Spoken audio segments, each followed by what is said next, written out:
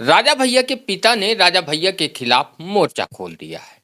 और साथ ही साथ आज आप लोगों को बताएंगे कि राजा भैया की पत्नी भानवी कुमारी ने जो राजा भैया के सबसे करीबी अक्षय प्रताप सिंह उर्फ गोपाल जी के ऊपर जो आरोप लगाया था कि गोपाल जी ने फर्जी हस्ताक्षर करके उनकी कंपनी के शेयर अपने नाम कर लिए, साथ ही साथ कंपनी के बोर्ड में कुछ नए सदस्यों की एंट्री कराई है।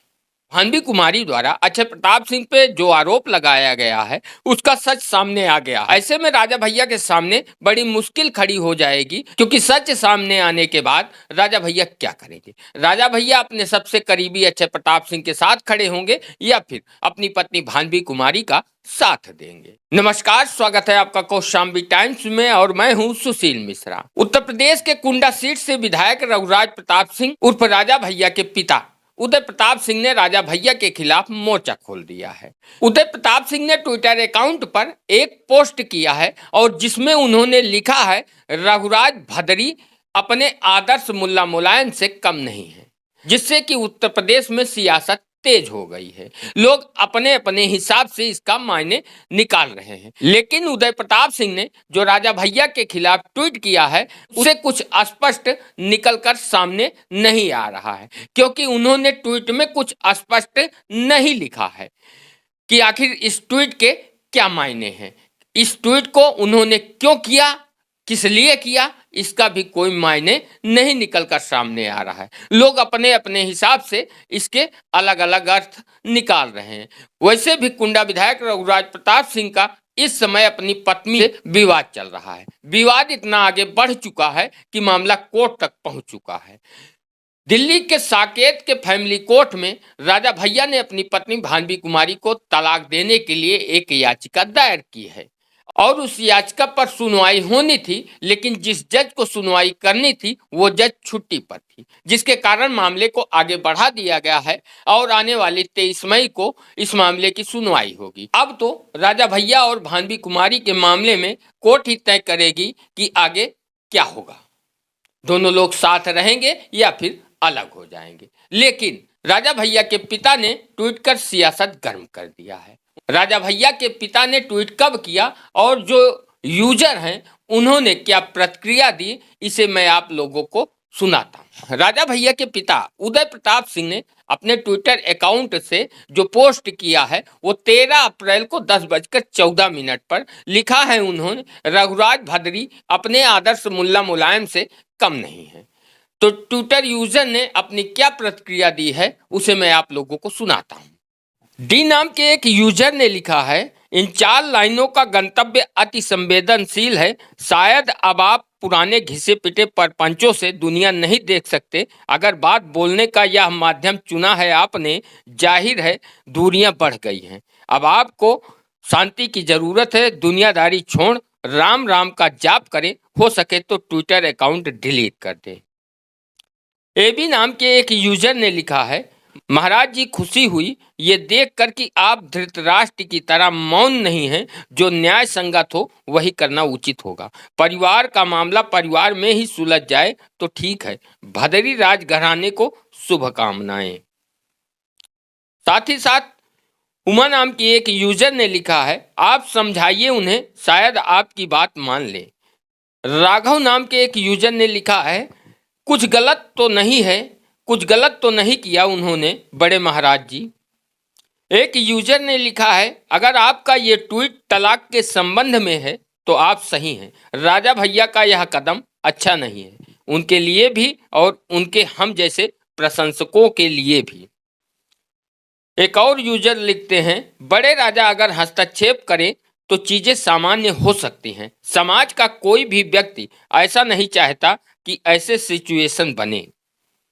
वही एक और यूजर ने लिखा है, आपका आदेश अगर हो जाए तो वो पुत्र आदर्श राम का फर्ज निभाएंगे। आप आदेश देकर पिता धर्म निभाएं। दूसरे यूजर लिखते हैं, राजनीति की बात करें तो हमें बहुत उम्मीद थी कि अवध में रघुराज हैं तो एक दिन रामराज जरूर आएगा, परंतु स्वयं दशरथ से निंदा सुनने को मिलेगी, ये मुझसे तनिक भी रास नहीं आया। जितेन नाम के एक यूजर लिखते हैं, महाराज जी आप हस्तक्षेप करके संबंध को पुनः स्थापित कराइए। आपके आदेश का पालन दोनों लोगों को करना ही पड़ेगा, नहीं तो राजनीतिक और व्यक्तिगत बहुत बड़ी क्षति राजा भैया जी की होगी और कुल पर एक बड़ा कलंक लग जाएगा। आपके आदेश को दोनों लोगों को मानना पड़ेगा।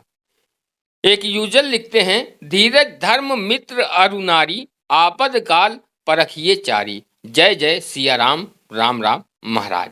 तो ये थी जब उदय प्रताप सिंह ने अपने ट्विटर अकाउंट से राजा भैया के लिए पोस्ट किया, तो जो ट्विटर यूजर हैं उन्होंने अपनी प्रतिक्रिया दी है। अब इस पर आप लोग क्या सोचते हैं कमेंट करके जरूर बताएं। और अब आते हैं कि राजा भैया की पत्नी भानवी कुमारी ने राजा भैया के सबसे करीबी अक्षय प्रताप सिंह उर्फ गोपाल जी के ऊपर जो आरोप लगाए थे कि उन्होंने फर्जी हस्ताक्षर करके उनकी कंपनी के शेयर अपने नाम कर लिए, उसमें आखिर कितनी सच्चाई है। राजा भैया की पत्नी भानवी कुमारी ने दिल्ली के ईओडब्ल्यूएस में राजा भैया के करीबी अक्षय प्रताप सिंह के खिलाफ एफआईआर दर्ज कराई थी और उस मामले की ईओडब्ल्यूएस जांच कर रही है। जांच में राजा भैया की पत्नी के हस्ताक्षर, साथ ही साथ जिस हस्ताक्षर से कंपनी के शेयर को इधर से उधर किया गया, उसकी भी जांच के लिए Indian forensic research private limited में भेजा गया था और रिसर्च सेंटर ने जांच में यह पाया कि भानवी कुमारी के हस्ताक्षर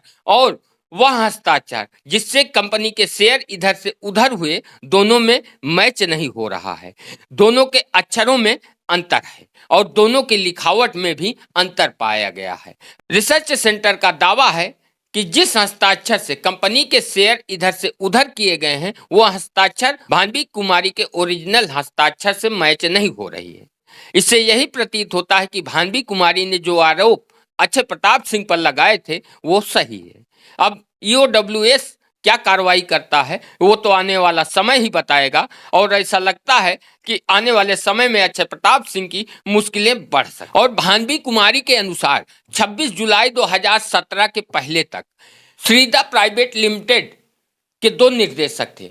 एक निर्देशक में भानवी कुमारी खुद थी तथा दूसरी निर्देशक उनकी बेटी राघवी कुमारी थी। लेकिन 26 अप्रैल 2017 को कंपनी के बोर्ड की मीटिंग बुलाई जाती है और उस मीटिंग में 3 नाम को और शामिल किया जाता है और एक दस्तखत के जरिए भानवी कुमारी के शेयर को इधर से उधर किया जाता था, क्योंकि 26 अप्रैल 2017 के पहले तक भानवी कुमारी के शेयर उस कंपनी में सबसे ज्यादा थे। लेकिन 26 जुलाई 2017 को कंपनी के बोर्ड की मीटिंग में 3 नए सदस्यों की एंट्री की जाती है और जिन 3 सदस्यों की एंट्री होती है उनमें पहला नाम जो सामने आता है वो अक्षय प्रताप सिंह है, दूसरे जो सदस्य अनिल सिंह है, तीसरे सदस्य रामदेव यादव हैं। इन 3 सदस्यों की एंट्री की जाती है और 26 अप्रैल 2017 को कंपनी के बोर्ड की जो मीटिंग बुलाई जाती है उसमें कोई भी निर्देशक मौजूद नहीं होता, क्योंकि कंपनी के सिर्फ 2 ही निर्देशक थे। एक भानवी कुमारी थी, दूसरी राघवी कुमारी थी और इन दोनों में से कोई भी उस मीटिंग में मौजूद नहीं था। तो सवाल उठता है कि आखिर जब कंपनी की निर्देशक मौजूद नहीं थी तो नए सदस्यों की एंट्री कैसे हो जाती है और भानवी कुमारी के शेयर इधर से उधर कैसे हो जाते हैं, कैसे कोई भानवी कुमारी के शेयर अपने नाम कर लेता है। ये तो जांच के बाद तय होगा और ईओडब्ल्यूएस क्या कार्रवाई करती है अक्षय प्रताप सिंह पर, ये आने वाला समय बताएगा। लेकिन राजा भैया के सामने धर्म संकट खड़ा हो चुका है। राजा भैया अपने सबसे करीबी अक्षय प्रताप सिंह उर्फ गोपाल जी के साथ खड़े होंगे या फिर अपनी पत्नी भानवी कुमारी के साथ खड़े होंगे। ये तो राजा भैया को तय करना है कि क्या करना है। लेकिन भानवी कुमारी ने जो आरोप लगाए थे उनके आरोपों में ऐसा लगता है कि कुछ तो सच्चाई थी, लेकिन हम इसकी पुष्टि नहीं कर सकते। अब आप लोग तय करिए कि आखिर भानवी कुमारी के आरोप कितने सही थे और कितने गलत, और ईओडब्ल्यूएस तय करेगा कि उनके आरोपों में कितनी सच्चाई है और आने वाले समय में ईओडब्ल्यूएस इस मामले में क्या कार्रवाई करता है ये देखने को मिलेगा।